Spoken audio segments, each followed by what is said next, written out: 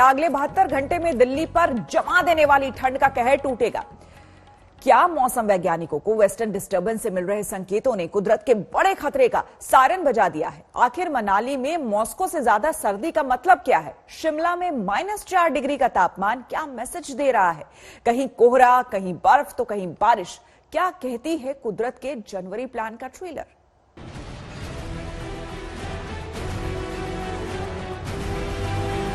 मनाली में मॉस्को जैसे प्रचंड सर्दी की मार। उत्तरकाशी में स्नोफॉल से चक्का जाम।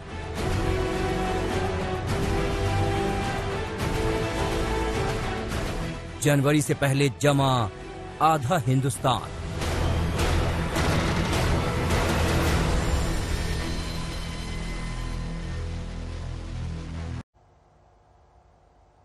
और आपको बता दें कि आज 29 दिसंबर है। 2 दिन बाद आधे हिंदुस्तान को जमा देने वाली जनवरी आने वाली है। पहाड़ों पर भारी बर्फबारी हो रही है तो मैदानी इलाकों में शीतलहर का शिकंजा और कसने वाला है। अगले 72 घंटे में दिल्ली की तरफ कुदरत का कोल्ड कहर बढ़ रहा है। आप सोचेंगे ऐसा क्यों? तो देखिए इस रिपोर्ट को।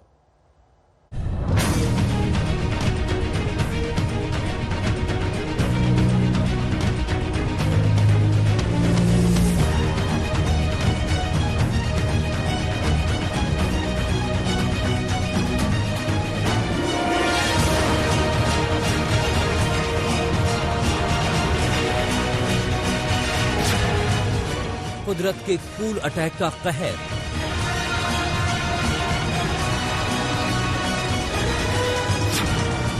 बर्फ के बवंडर में फंसे 80 सैलानी। जो करेरी में कल रात को कटक करेरी झील में जो फंसे हुए हैं, अभी तक उनका कोई आता पता नहीं।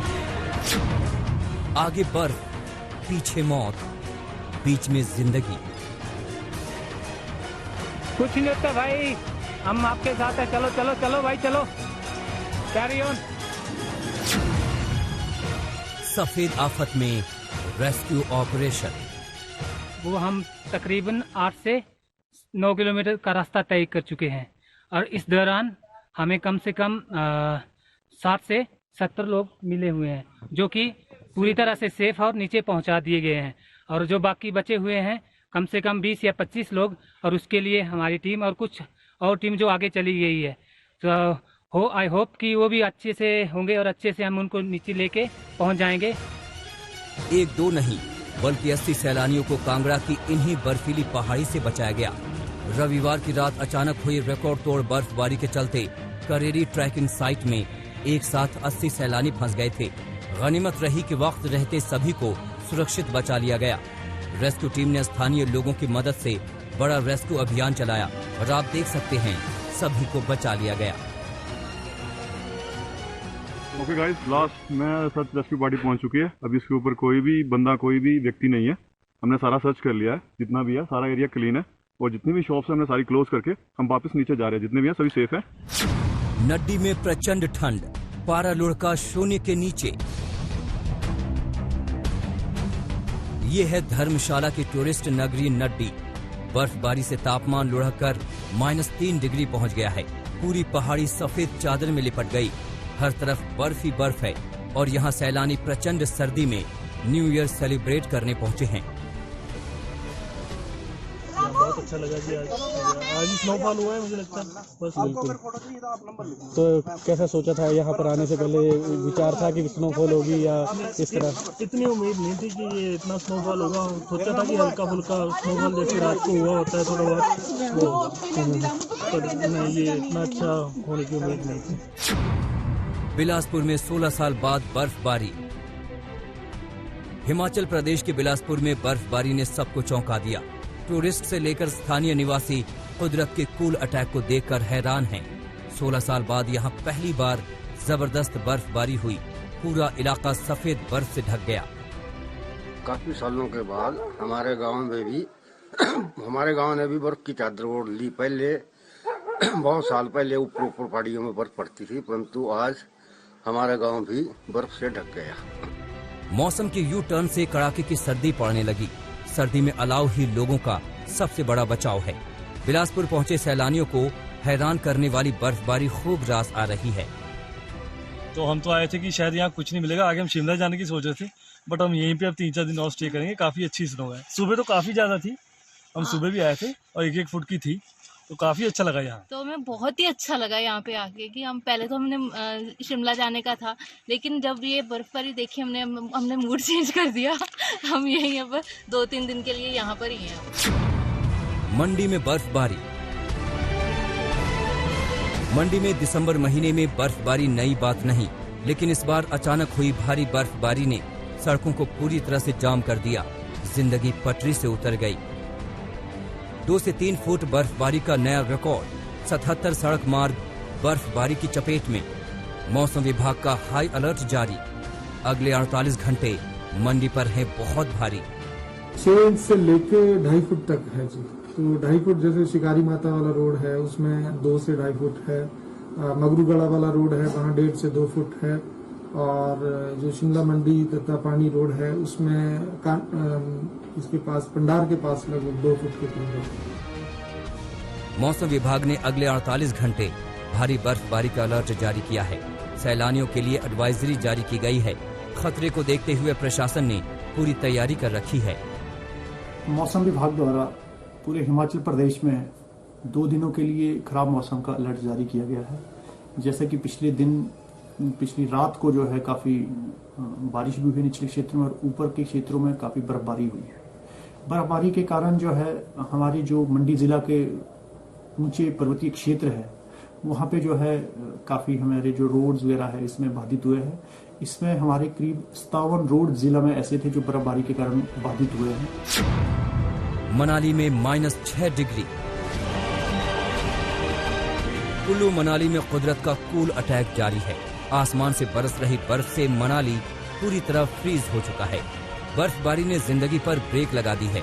सड़कों पर सफेद आफत का कब्जा है। रोहतांग दर्रा पहले ही वाहनों के लिए बंद था, अब अटल टनल से भी वाहनों की आवाजाही को बंद करना पड़ा है। सोलन में सफेद आफत। हर तरफ बर्फ ही बर्फ। गाड़ियां सफेद बर्फ की चादर में ढकी हुई नजर आ रही हैं। क्या सड़कें, क्या पेड़ और क्या घर, हर तरफ सफेद आफत का कब्जा है। मौसम विभाग के मुताबिक आने वाले 48 घंटे भारी बर्फबारी के आसार हैं। शिमला में अगले 48 घंटे भारी। देर से सही शिमला में सीजन की पहली बर्फबारी हुई और सब कुछ जम गया। बर्फबारी के चलते पारा -4 डिग्री तक लुढ़क गया। मौसम विभाग के मुताबिक अगले 48 घंटे में पश्चिम विक्षोभ का असर पूरे हिमाचल में दिखेगा। बारिश के साथ साथ बर्फबारी की संभावना है। दिल्ली से सटे हिमाचल प्रदेश में ये बर्फबारी आने वाले दिनों में राजधानी दिल्ली की तरफ बढ़ रहे सर्दी वाले खतरे का सबसे बड़ा सायरन है। आज तक ब्यूरो। हिमाचल प्रदेश में भारी बर्फबारी से जिंदगी फ्रीज है तो उत्तराखंड में कुदरत का कूल अटैक जारी है। मौसम विभाग ने अलर्ट जारी किया है कि अगले 48 घंटे बारिश और बर्फबारी का डबल अटैक होगा, यानी कि बारिश के साथ साथ बर्फ का बड़ा हमला होगा।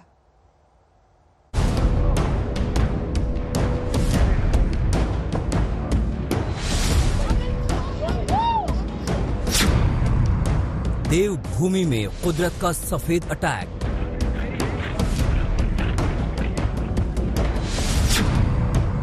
मौसम की सर्जिकल स्ट्राइक। तस्वीरें उत्तराखंड के यमुना घाटी की हैं। आसमान से बरसी आफत के चलते सड़कों पर कई फुट ऊंची बर्फ जमा हो गई, जो जहां था वहीं फंस गया। तो मेरे को जाना है, प्रतापनगर जाना है, मेरे बच्चे का पॉली का एडमिशन करना है, कल लास्ट डेट है। हाँ। इसलिए मेरे को जो है आज एमरजेंसी में जाना पड़ रहा है, लेकिन जो है जो यहाँ मशीन आ रखी है वो मशीन भी यहाँ पर जो है ये नहीं कर पा रही है, कुछ कर पा रही है। कुछ गाड़ियाँ आगे खड़ी, कुछ गाड़ियाँ पीछे खड़ी है और मेरे को बहुत दिक्कत हो रही है। नेशनल हाईवे से बर्फ हटाने का काम जारी है, लेकिन रुक रुक कर हो रही बर्फबारी की वजह से चक्का जाम है। ऐसा ही हाल उत्तराखंड के ज्यादातर पहाड़ी क्षेत्रों का है। पहाड़ों पर बर्फबारी का असर मैदानी इलाकों में दिख रहा है। शीतलहर के चलते तापमान तेजी से गिर रहा है। भीषण ठंड के चलते लोग गर्म कपड़ों और अलाव का सहारा लेते नजर आए। ठंड को देखते हुए जिला अधिकारी ने सभी नगर पालिकाओं को जगह जगह अलाव जलाने और रैन बसेरों को व्यवस्थित करने के निर्देश दिए हैं। प्रमुखता से ऐसे जो मार्ग है वो हमारा जो थल गुंचाई मार्ग है इसमें कालामुनी क्षेत्र में जो आता है वो प्रमुखता से बाधित हो जाता है। उसके लिए हम लोगों ने पीडब्ल्यूडी के पास में 2 मशीनें स्नो कटर मशीनें उपलब्ध करने का अनुरोध किया था, उनके पास उपलब्ध है। वहीं टिहरी जिले के घनसाली के ऊपरी हिस्से में जबरदस्त हिमपात जारी है। बर्फबारी के बावजूद जगदी माता का मेला लगा। मेले में स्थानीय लोगों ने बर्फबारी का लुत्फ उठाया। ये तस्वीरें उत्तराखंड के चक्राता की हैं। यहाँ भी सफेद आफत का कहर टूटा है। मौसम विभाग का कहना है कि उत्तराखंड में अगले 48 घंटों में कई पहाड़ी इलाकों में भारी बर्फबारी के आसार हैं, यानी दिसंबर जाने वाला है और जनवरी पूरी तरह जमा देगी। उत्तराखंड में मौसम की भविष्यवाणी एक बार फिर से सटीक साबित हुई है। पहाड़ी जिलों की बात करें तो चाहे वो रुद्रप्रयाग हो, चमोली हो या फिर पिथौरागढ़ हो, जबरदस्त बर्फबारी का आलम वहां देखने को मिल रहा है। पौड़ी जिले में जहां जबरदस्त बर्फबारी हो रही है तो वहीं औली में जबरदस्त बर्फबारी की वजह से पर्यटक वहां पर खींचे चले आ रहे हैं। लगातार पर्यटकों की संख्या बढ़ती देखकर पर्यटन विभाग को क्लोजर की एक बोर्ड लगानी पड़ी है ताकि लोग वहां पर रोपवे का इस्तेमाल ना कर पड़े। कश्मीर में भी कुदरत का कूल अटैक जारी है। श्रीनगर में 1 डिग्री का टॉर्चर है तो लेह में -12 डिग्री तक पारा लुढ़क चुका है। अगर कश्मीर की बात करें, यहाँ पर पहले ही जो बर्फबारी हुई है उसके बाद लगातार पारा गिर रहा है और तापमान लगातार लुढ़क रहा है और आने वाले दिनों में खासतौर के साल के अंत में तापमान में और गिरावट आएगी। अगर लद्दाख की बात करें, वहां पर तापमान 0 से 18 डिग्री नीचे लेह में, जबकि करगिल में 0 से 16 डिग्री नीचे तापमान पहुंच चुका है। जबकि धरती पर सबसे ठंडी इलाके, दूसरे ठंडे इलाके द्रास की बात करें तो वहां पर तापमान -20 तक जाकर लुढ़का है। अशरफानी, श्रीनगर, आज तक। किसान और सरकार में गतिरोध खत्म हुआ। कल दोपहर बातचीत का नया दौर शुरू होगा। दिल्ली में कड़ाके की ठंड है। ऐसे में सवाल ये है कि कल की बैठक की गर्मी के टकराव से क्या ये बर्फ पिघलेगी, खास करके तब जबकि किसान अपनी मांगों पर अड़े हुए हैं। वो तीनों कानून की वापसी चाहते हैं। किसानों और सरकार के बीच 30 दिसंबर को बैठक। किसानों ने भेजा 29 दिसंबर को बैठक का प्रस्ताव। करीब 3 हफ्तों के अंतराल के बाद किसानों और केंद्र सरकार के बीच एक बार फिर से बातचीत शुरू होगी। 30 दिसंबर यानी कल किसान नेता 7वें दौर की चर्चा के लिए आमने सामने बैठेंगे। इससे पहले 8 दिसंबर को किसान नेताओं की बातचीत गृह मंत्री अमित शाह के साथ हुई थी। 3 दिन पहले भेजी गई किसानों की चिट्ठी पर मंगलवार को अमित शाह और रेल मंत्री पीयूष गोयल के बीच एक बैठक हुई। इस बैठक के बाद ही सरकार ने किसानों को बातचीत के सिलसिले में अपना जवाब भेजा। भारत सरकार किसानों के साथ साफ नियत और खुले मन से मुद्दों के तर्कपूर्ण समाधान के लिए प्रतिबद्ध है। आपकी ओर से लिखी गई चिट्ठी में उठाए गए चारों मुद्दों पर विस्तृत चर्चा की जाएगी। आपसे अनुरोध है कि 30 दिसंबर दोपहर 2 बजे विज्ञान भवन नई दिल्ली में केंद्रीय मंत्री स्तरीय समिति के साथ समाधान की बैठक में शामिल हों। हाँ, नहीं बदल दें तो उनकी भी वो रहनी चाहिए कि हम बड़े हैं, हमने अपने हिसाब से तारीख दी। बदल दें तो तारीख 30 में चले जाएंगे। और क्या पता वहां जाकर भाई मुकदमे से पहले किसे फैसले का पता है। हाँ, ये तो मुकदमा है, तो सरकार की पॉलिसी है किसको बैठना है किसको नहीं बैठना है। हम तो ये है कि किसानों की जो जत्थेबंदी है वो जाएगी। किसानों के साथ सरकार अब तक 6 दौर की बातचीत कर चुकी है, लेकिन किसान तीनों कानूनों को खारिज करने से कम पर कुछ भी कबूल करने को तैयार नहीं है। यहाँ तक कि किसान नेताओं ने जो बातचीत का प्रस्ताव भेजा था उसमें भी पहली शर्त यही है। देखिए किसानों के प्रस्ताव की 4 शर्तें, जिसके आधार पर अब 30 दिसंबर को बैठक होनी है। 3 कृषि कानून रद्द करने की प्रक्रिया पर सबसे पहले चर्चा हो। MSP की कानूनी गारंटी की प्रक्रिया पर बात हो। पराली जलाने पर सजा और जुर्माने पर बात हो और विद्युत संशोधन विधेयक में बदलाव पर बात हो। निश्चित रूप से कल जो बैठक होगी उसके अंदर हम आशावान हैं और सफलता मिलेगी कि एक समाधान तक पहुंच सकें।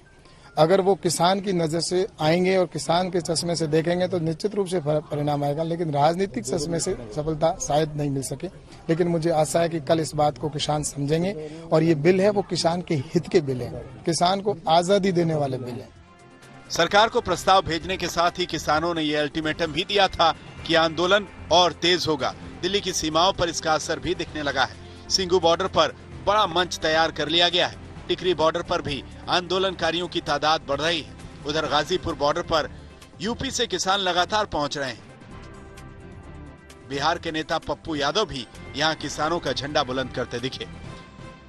मंत्रियों के द्वारा दलाल कहना, उन्मादी कहना, आतंकवादी कहना, उग्रवादी कहना, खालिस्तानी कहना और फिर किसानों के मनोबल को तोड़ना।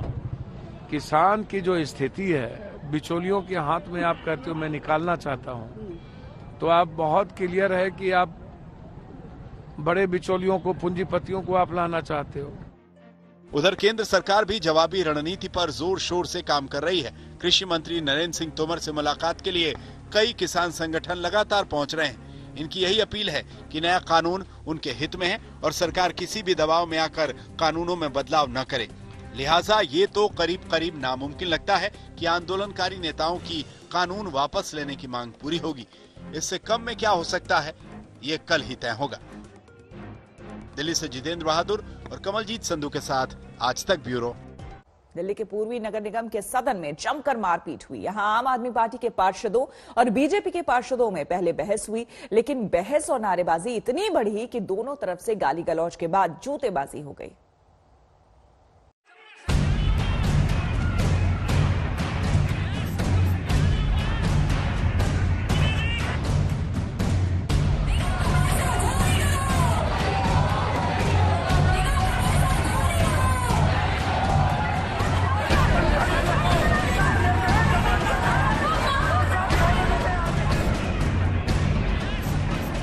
एक दूसरे पर जूते चलाए जा रहे हैं।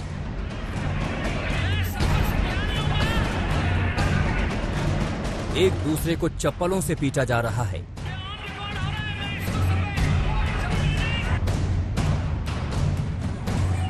गालियां बकी जा रही हैं। कॉलर पकड़कर घसीटा जा रहा है। बवाल मचा है, हंगामा बरपा है।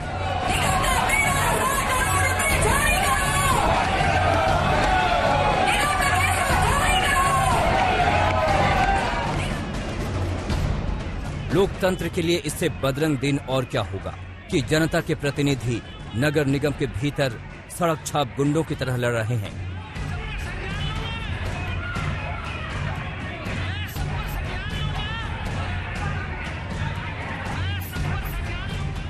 इस लड़ाई में औरत मर्द के बीच का भेद खत्म हो गया है।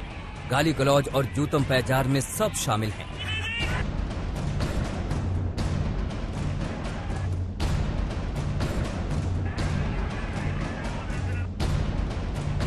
इस लड़ाई में बीजेपी पार्षद और आम आदमी पार्टी के पार्षदों को भी पहचानना मुश्किल है, क्योंकि दोनों एक दूसरे पर तमाचे, घूंसे, चप्पलें और जूते बरसा रहे हैं।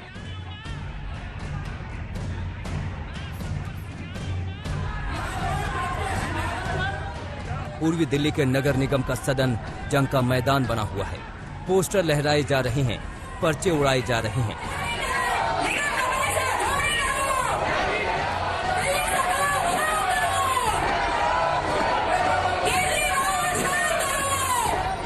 इन तस्वीरों को देखिए और सोचिए कि ये हैं जनता के प्रतिनिधि।